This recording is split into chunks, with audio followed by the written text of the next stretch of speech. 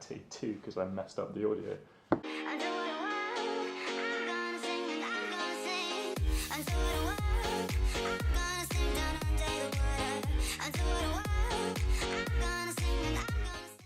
Hi guys, welcome back to my channel. Today I'm doing another list style video. YouTube seems to like these, you guys seem to like these, they do pretty well on the algorithm and for my channel. But I don't want to do the boring ones because I feel like, 5 Seikos on their X price or 5 best beginner watches is kind of underrated. So just like my micro brand series, I'm trying to stick to an area of watches that I know fairly well and an area that I feel like hasn't had as much coverage. So I'm going to kind of try to, I want to say educate because I don't think I'm in a particularly high and mighty position to talk about vintage watches. But at least make you more aware of a few vintage pieces, specifically in this more approachable sub 1,000 bracket I'm going for. That's about $1,400 US. It will change because, exchange rates. But that rough idea, and most of them in this list at least are way below that. Only a few come up to the high end. Now, full disclosure here, I do actually buy and sell vintage watches at a company called Rerun. We have an Instagram and an eBay store, and if you see on my personal Instagram, I'll occasionally link something from Rerun because you have to promote and try to make money. These watches here are actually for sale on Rerun. I don't want to plug XYZ. These are just decoration at the moment. And I'm actually not talking about any of the watches I have for sale. So I'm not going like, oh, vintage Zenith is great value. I actually haven't mentioned Zenith or any of these brands in this video so far. And I'm going to be speaking about 5 specific models. I think 4 Swiss and 1 Japanese. Guess what the Japanese one is.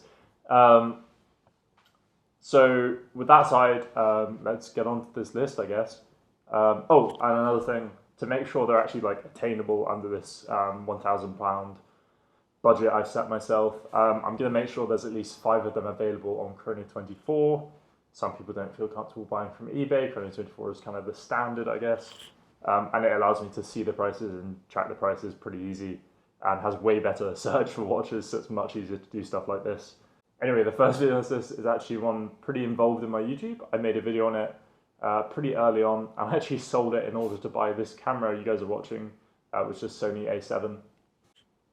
I kind of regret doing that because it's such a nice piece, and in the future I fully plan to go out and buy another one, and that is the Omega Chronostop.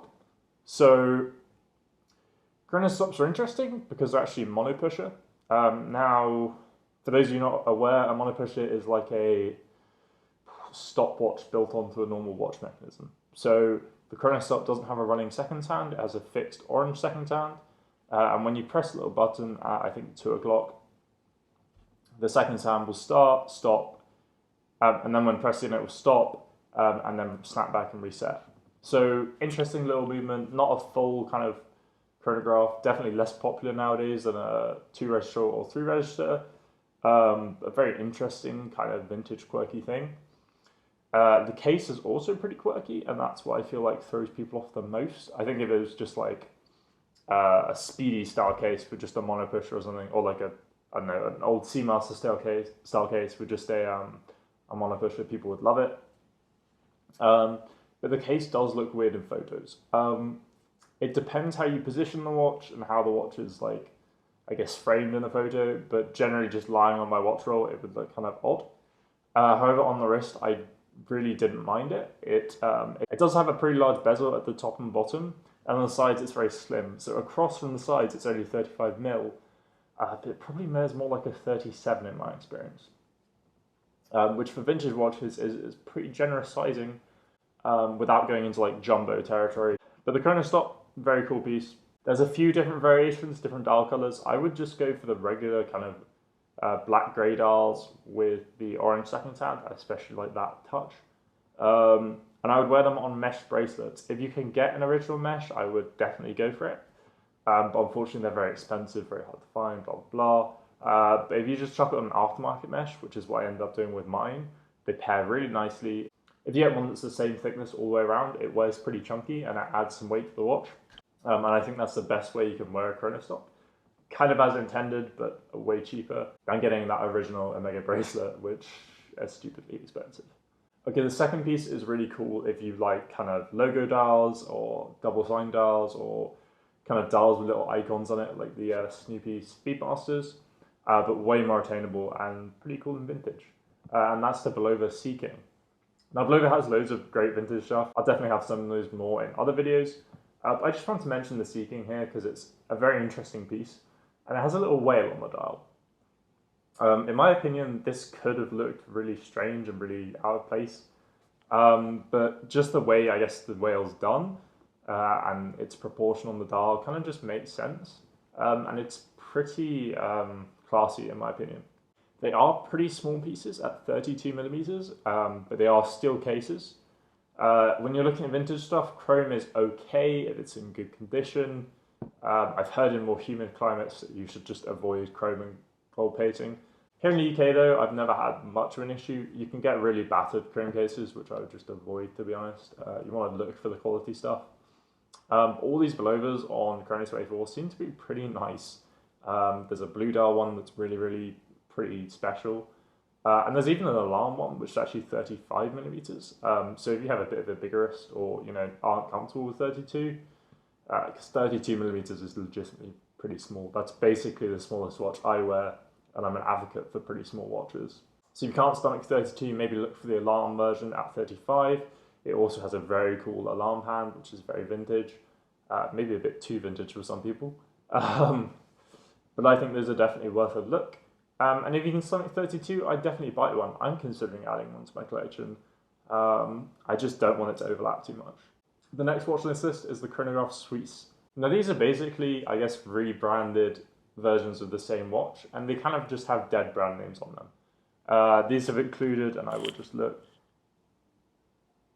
Orwa, O-R-W-A, and Lylo, L-Y-L-O, which are clearly just defunct Swiss companies, but all of these say Chronograph Swiss at 6 o'clock on the dial. I hope I'm pronouncing that right. I'm not Swiss, French, or German, so I have no idea.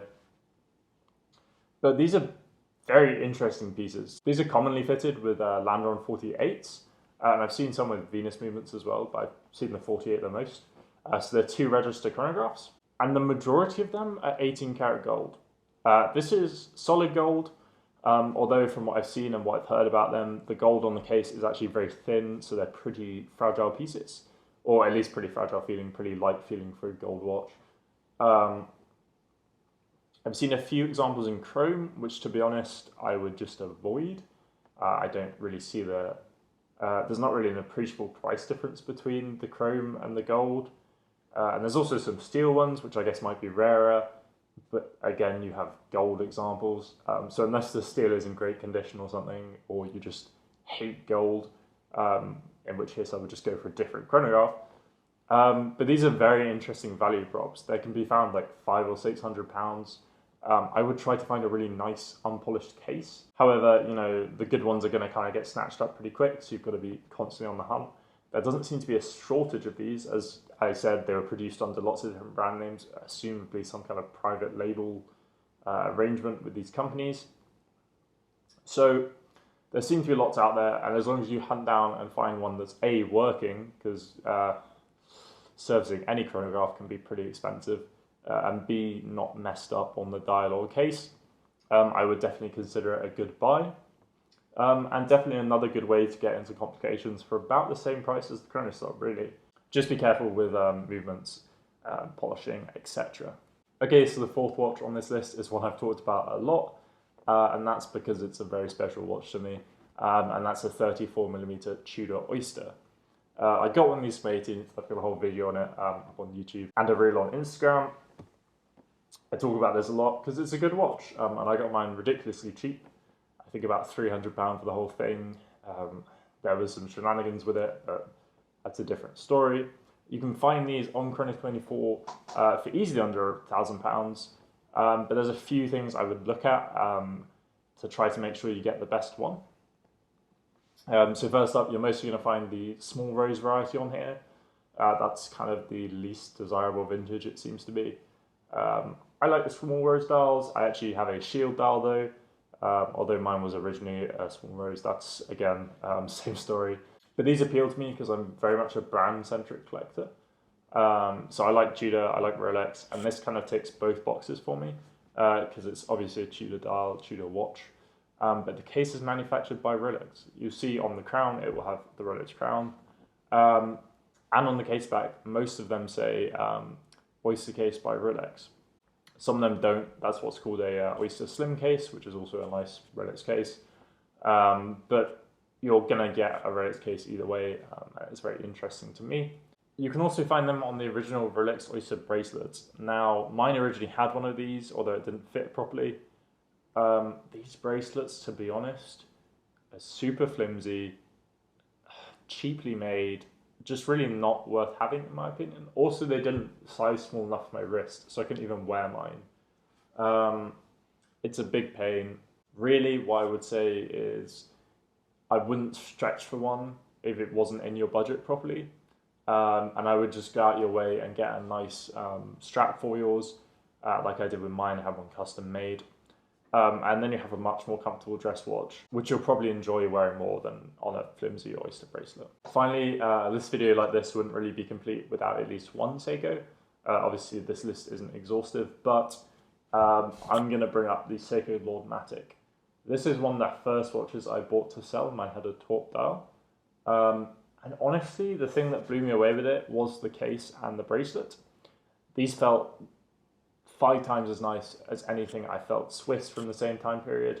They're from normally about the 70s and 80s. Super solid feeling, super nice. Honestly felt like a modern watch in some ways. Automatic movements by Seiko, so pretty reliable probably pretty good. The one issue with these and the one thing you have to look out for is you really want to make sure it's what's called a Lordmatic Special. Now my understanding of this, and I've seen lots of examples to back this up, is the special variant just means it has a screw down case back. Now the normal Lordmatics look the same and are probably just as nice to have. But the issue I ran into with mine was it had a date complication issue, or a day, I think. Had an issue with the day date. And then to service that, you have to pull out the crystal because it's a monoblock case, and then service it through the front and put a brand new crystal in. And honestly, that makes the watches at times not economical to repair. And if you have a screw down case back, that just eliminates those issues, makes the watch more future proof in my opinion, and really, I guess, seals the deal and makes it a great package. I wish they were all screw down case backs. I don't really see why Seiko did that at the time, but I would definitely go for a Lordmatic Special. And I would recommend the bracelets for these very much so. They're very comfortable. The clasp was folded metal, but the bracelet was really solid feeling. A kind of a beads of rice meshy design, which I really liked. And I'm hoping to get another one of those too. I've been looking for like a nice blue dial at a reasonable price. But most of these are way within budget, under £300. And that's just where they've aligned in the market. I think they could be worth much more if people realize how nice they were. Okay, so there you have it, 5 vintage watches under our budget of £1,000 or about 1,400 US. I hope you guys enjoyed this. I'm definitely going to do more videos. I enjoyed making it. I'm definitely going to do more videos in this series, just like I did with the microbrand watches. Let me know below if there's any you want to see mentioned, and I'll kind of look into them, research, see how available they are, and kind of do some background work for you guys. I'd love to hear your perspectives from other vintage collectors, because I think I'm definitely only familiar with a small part of the vintage world. I'm sure there's way more out there that I'm not quite as accustomed to. So do that. If you enjoyed this video, please like it. It does take quite a lot of effort to make these, at least kind of 5 hours of my time. And I don't get paid because my YouTube channel is not of that scale. So hope you learned a bit more about vintage watches. Hope you enjoyed again, and have a great day. I do what I want, I'm gonna sing and I'm gonna sing. I do what I want.